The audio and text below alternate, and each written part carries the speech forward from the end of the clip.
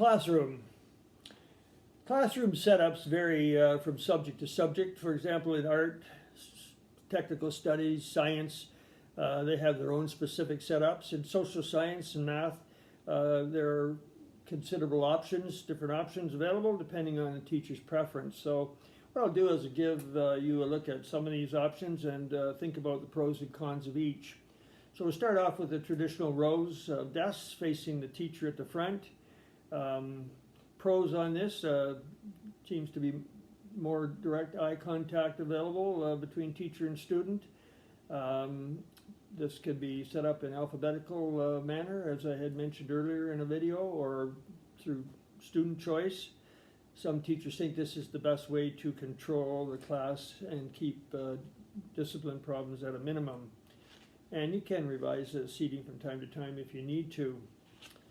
The cons of this, the non-traditionalists think this is old-fashioned, that it lacks creativity, and that it doesn't really contribute to active student learning that much. Putting tables in or desks in pods of 4 or more. Pros on this, this can help teachers work with groups more conveniently and more efficiently. It encourages cooperative learning. It doesn't waste time having to move these desks or tables together if a teacher does group work often. The cons of this, I've noticed myself that students can be very distracted by this setup. They may want to talk to each other more. They don't listen perhaps as focused as they should. Another option would be 2 rows facing each other with a space in the middle of the room. Pros on this, it's great for debates. It gets students responding to each other more directly in discussions. They can see each other. The cons of this, students may be a little more unruly as they look at each other and they talk or signal, and can be disruptive, and focus on the teacher might be weaker. So you can use also a variety of those methods. The teachers can tailor the classroom setup to the type of lesson or subject matter that's being presented. If you change it from time to time, it offers students a change in routine, and it fits the needs of groups when needed. And so if you have a debate, you can set up the 2 sides. If you want group work, you set up the pods. If you want standard setup with direct interaction with teacher, you have rows.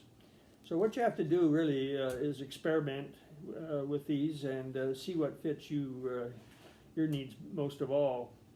But the nice thing about the classroom, if you are a senior teacher, usually has their own classroom in the same place every year, and in that sense, you have control over its organization and its bulletin boards, and that's a terrific thing. This is something that seems like your home, away from home. It's where you hang your hat during the day.